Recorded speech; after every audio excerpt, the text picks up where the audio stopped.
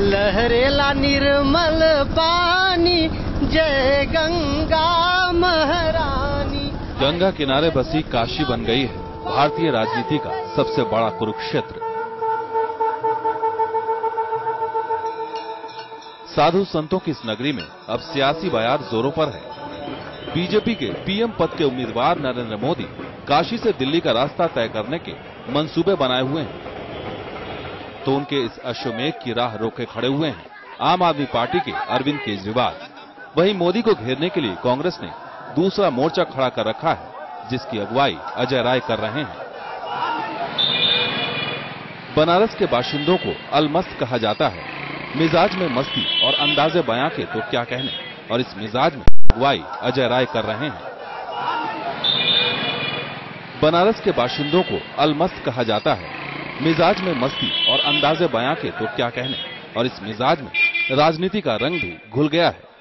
कोई मोदी चाय भी मांगता है क्या? हाँ, हर तरह के लोग चाय मांगते हैं। मोदी चाय, केजरीवाल चाय, जैसे आते हुए। सिवाय मोदी की लहर के आगे कुछ नहीं है। जितने राजनीतिक दल आए हैं, एक काशी को देने के लिए नहीं आए हैं, अपनी यूनिफॉर्म को टनाटन करने आए हैं।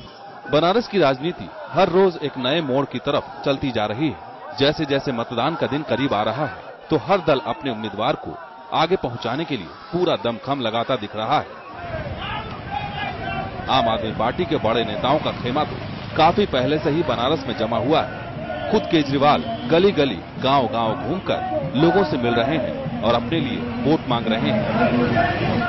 वहीं बीजेपी के बड़े बड़े नेता भी मोदी के प्रचार के लिए काशी पहुंच रहे हैं, और बीजेपी ने मोदी के नामांकन के दौरान अपना शक्ति प्रदर्शन कर मोदी की जीत का माहौल बनाने की कोशिश भी की थी। खुद मोदी भी बनारस के बेनियाबाग में रैली करना चाहते थे, लेकिन प्रशासन ने उन्हें इसकी इजाजत नहीं दी। कल सुबह 11 बजे बीएचयू के बाहर लंका गेट पर मैं, मेरे साथ श्री अमित शाह, श्री अनंत कुमार और श्री वाजपेयी जी हमारे अध्यक्ष, बीजेपी कार्यकर्ताओं के साथ धरने पर बैठेंगे और सत्याग्रह करेंगे। बात कांग्रेस की करें तो हो सकता है कि मोदी को कांग्रेस के बड़े दिग्गजों के प्रचार का सामना करना पड़े।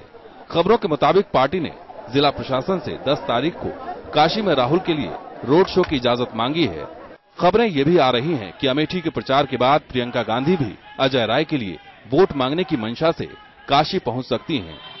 ये तो हुई नेताओं की बात। अब बात काशी की उस जनता की जिसके हाथ में इन दिग्गजों की किस्मत की चाबी है। काशी के जातीय समीकरण को देखें तो यहाँ किसी भी उम्मीदवार की राह आसान नहीं दिखती। बनारस में कुल 6,09,460 मतदाता हैं, जिसमें करीब 20% मुस्लिम मतदाता, 18% ओबीसी मतदाता, 15% ब्राह्मण, 12% पटेल वोटर्स, 11% भूमिहार मतदाता और तकरीबन 6% दलित मतदाता हैं, और बाकी अन्य जातियों के मतदाता हैं। न्यूज नेशन लगातार आपके सामने बनारस के इस रण की एक एक खबर और एक एक तस्वीर लाता रहा है, और इसी सिलसिले में आज हम आपके सामने लेकर आए हैं पावन गंगा की धारा के बीच बनारस की महाभारत। चलिए, तो गंगा के बीचों बीच हम इस चर्चा को आगे बढ़ाते हैं और लोगों के बीच भी यहाँ चलते हैं। ये बताइए कि हर एक शख्स में अपनी अच्छाइयाँ होती हैं और अपनी बुराइयाँ होती हैं। मोदी जी में क्या अच्छा लगता है और क्या बुरा लगता है? मोदी जी में तो जहाँ तक सवाल है, मुझे कुछ अच्छा लगता ही नहीं है। अच्छा। और मैं जायसवाल जी से एक सवाल पूछना चाहता हूँ। इन्हीं की बात मैं मान लेता हूँ कि मोदी जी जीतेंगे, सबकी जमानत जब्त हो जाएगी, और वो अगर बनारस से सांसद रहते हैं, बड़ोदरा छोड़ते हैं, तो क्या किसी बनारस वाले को ले जाके बड़ोदरा से लड़ाएंगे कि वही लोग यहाँ आते रहेंगे?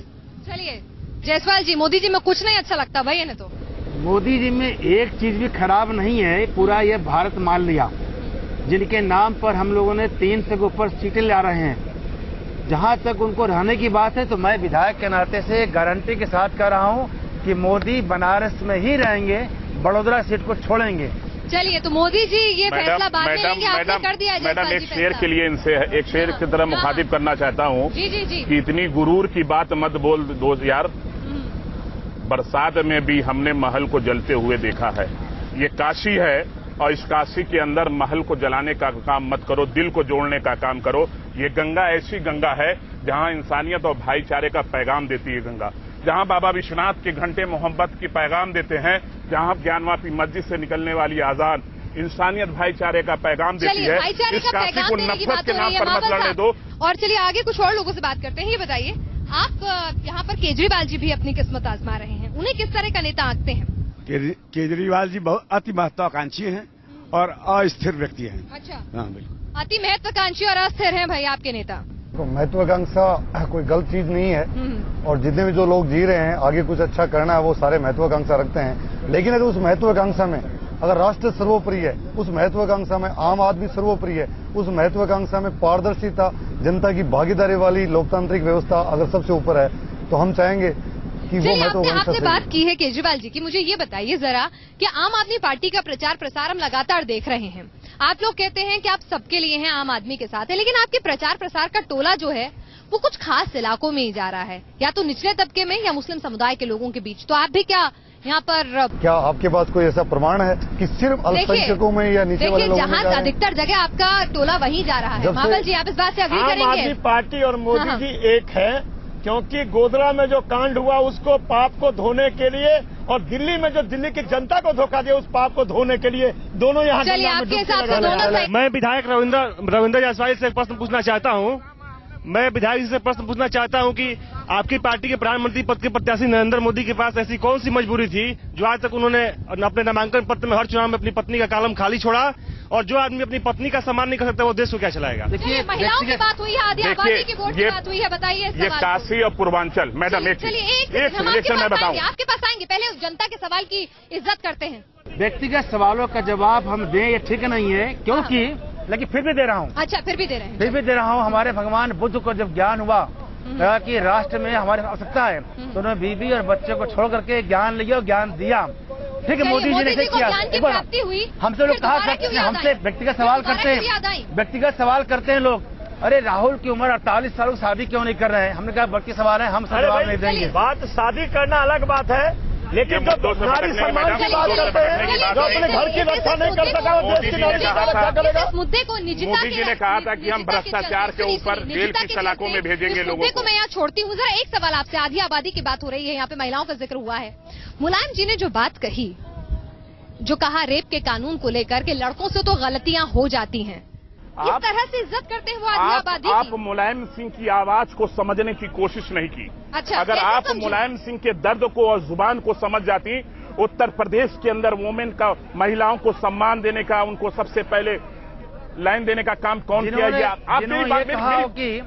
आप हिंदुस्तान के अंदर मुलायम यादव जी ने कहा है कि हम बलात्कार के ऊपर कानून बनाएंगे, लेकिन आप उसकी बोलते दर्द को, उस कानून को बदलेंगे क्योंकि लड़कों से गलतियां हिंदुस्तान की पार्लियामेंट के अंदर। मैडम पूरी बात सुन लेना ना, आप पूरी बात को सुन लें, या तो मैं चला जाऊं या पूरी बात सुन लें। हिंदुस्तान की पार्लियामेंट के अंदर जब जब जरूरत पड़ी है, चाहे वो भारतीय जनता पार्टी रही हो या कांग्रेस रही है, उसने संविधान के अंदर 18-20 मर्तबा बदलने का काम किया। अगर हिंदुस्तान के अंदर मुलायम सिंह यादव जी वजीर आजम के कुर्सी पर बैठ गए तो यकीनन और महिलाओं को, बहनों को सम्मान देने का काम करेंगे, ऐसा कानून बनाएंगे। बात का जवाब नहीं दे रहे हैं आप।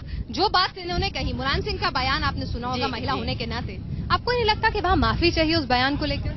देखिए, महिलाएं हमारे देश में हमेशा से पूजी जाती हैं और महिलाओं को, हर व्यक्ति को सम्मान देना चाहिए। जिस घर में महिलाओं को सम्मान दिया जाता है। मुलायम ने सम्मान दिया क्या वो बयान? नहीं, वो बयान महिलाओं के हित में मुझे नहीं लगा। चलिए, यहाँ पर आप महिलाओं के हितों की रक्षा की बात कर रहे हैं, लेकिन यहाँ पर वो बयान यहाँ नहीं लगा। कुछ और लोगों के बीच यहाँ पर चलते हैं। चलिए, आप बताइए, आप क्या कहना चाहते हैं? मैं एक कलाकार हूँ। अच्छा। और जो गंगा की बात लोग कर रहे हैं यहाँ पर, तो मैं दो लाइन सुनाना चाहता हूँ गंगा के लिए। अरे लहरेला निर्मल पानी, जय गंगा महारानी, माई तोहरे गोदिया में पापी तर गईले, माई तोहरे गोदिया में पापी तर गईले, कितने अधमवा सरग चल गईले, अरे सांचों में बाड़ू बड़ी दानी, जय गंगा के बीच। चलिए, इस माहौल को थोड़ा हल्का किया है यहाँ पर। जो दिल्ली का बबल जो था, जो अन्ना ने आपको दे दिया और गवर्नेंस करने के लिए दिया था दिल्ली को, उस बबल को तो आपने तोड़ दे दिया और उसकी स्पेस ले गया बीजेपी। इस तरह से कि वो तैयार थे, सीरियस थे और एकदम तैयार थे। और आप लोग क्यों नहीं गांव में गए और वेट किया सम टाइम ताकि क्या आपका रोमांस है ये? क्या आपका रोमांस? आपने क्यों नहीं इंतजार किया? जी, अच्छी चीजों का कोई वक्त नहीं होता है। मैं इनसे कहना चाहूंगा, अच्छी चीजों का कोई वक्त नहीं होता है। और 49 दिन के अंदर अगर आप ये मानते हैं कि 66 साल की जो गंदगी मचा रखी है वो 66 साल में अगर खत्म हो जाए तो ये मुमकिन नहीं है। चलिए आप बताइए। जब विधानसभा में जब विधायिका के अंदर जब विधानसभा में जनता के साथ धोखा किया, जब विधानसभा हजारे को धोखा दिया, जब विधानसभा को धोखा दिया। मैं एक बात कहना चाहता हूँ, सुनिए भाई, जब विधानसभा में अगर कोई विधायक मैं यह पूछना चाहता हूँ, आपने अभी कहा सरकार कि सर्वधर्म समभाव। शायद आपको यह पता नहीं है कि महात्मा गांधी जी कहा करते थे कि जो सच्चा हिंदू होगा वही सभी धर्मों को आदर की दृष्टि से देखेगा, जो सच्चा मुसलमान होगा वही सभी धर्मों को आदर की दृष्टि से देखेगा। मैं ऐसा मानता हूं कि सच्चा हिंदू शायद मोदी हैं, इसीलिए सभी धर्मों को आदर की दृष्टि से देखेंगे। ये मैं कहना चाहूंगा इस बारे में, मैं कहना चाहूंगा यहाँ मैम, अगर मोदी जी के ऊपर सर ने बोला कि सच्चा हिंदू हैं, तो उन्होंने क्यों गुजरात में टोपी पहनने से मना कर दिया? क्या बताइए। चलिए यहाँ पर जायसवाल जी यहाँ पर अब उनके लिए खिलाफ मोर्चा खोलने के लिए वो शख्स भी आ गए हैं जिनकी टोपी पहनने से मोदी जी ने इनकार कर दिया था। कई ऐसे लोग हैं जो लोग तिलक नहीं लगाते हैं। सोनिया गांधी तिलक लगाती है कभी, जब वो तिलक से इनकार कर सकती है, जब तिलक से इनकार सकती हैं तो मामला व्यक्तिगत है और व्यक्तिगत है। हम वोट के लिए टोपी लगा लें, यह ठीक नहीं। मेरी व्यक्तिगत इच्छा होगी कि मैं केसरिया। एक साथी ने कहा कि गांधी ने कहा था जो सही सच्चा हिंदू होगा वही सारे धर्म का मजहब का हिफाजत करेगा। हमारी बात सुने मैडम, क्या मोदी जी इसी काशी के अंदर आए? क्या गांधी जी के स्टेचू पे एक माला पहनाने का काम किया? गांधी इस देश को किस रास्ते पर ले जाना चाहते हैं? नाथूराम गोडसे के रास्ते पर ले जाना चाहते हैं कि गांधी के रास्ते पर देश को ले जाना चाहते हैं? ये पहले बीजेपी आरएसएस के लोग बताने का काम। जो मेरे बुजुर्ग थे उन्होंने तो कहा कि हिंदू की परिभाषा थी। मैं सबसे पहले यहाँ जितने भी मेरे साथी बैठे हैं उनसे एक चीज कहना चाहूंगा कि मोदी जी ने कहा कि मैं हिंदू राष्ट्रवादी हूँ। राष्ट्रवाद की परिभाषा में न कोई जात है न कोई धर्म है। राष्ट्रवाद सिर्फ राष्ट्रवाद है।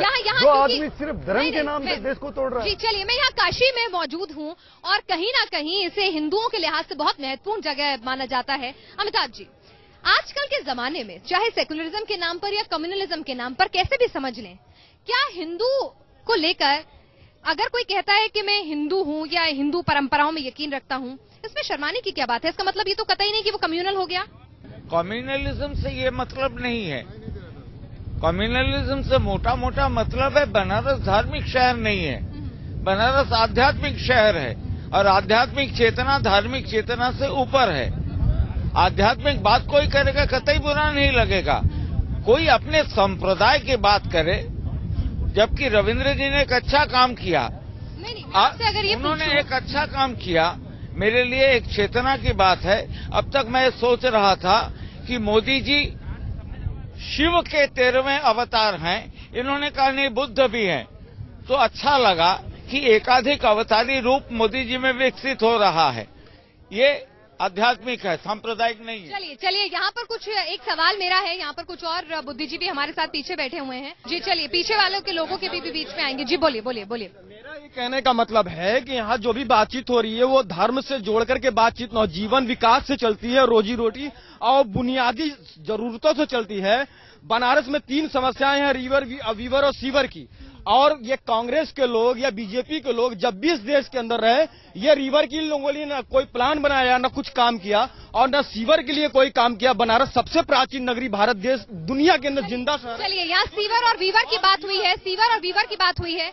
वीवर को लेकर समाजवादी पार्टी पर यह आरोप लगता है कि भाई 60% उन्होंने कहा था कि साड़ियां खरीदी जाएंगी वीवर से, वो 40% हो गई, बैंक खोले जाएंगे रेशम के, वो तमाम काम पूरे नहीं कर पाए। हमने उत्तर प्रदेश के अंदर बुनकरों को 65 रुपए की बिजली, हिंदुस्तान के अंदर सबसे पहला सूबा है जहां मुलायम सिंह यादव हिंदुस्तान के अजीम शख्सियत, अजीम नेता है, 65 रुपए की बुनकरों को बिजली देने का काम किया।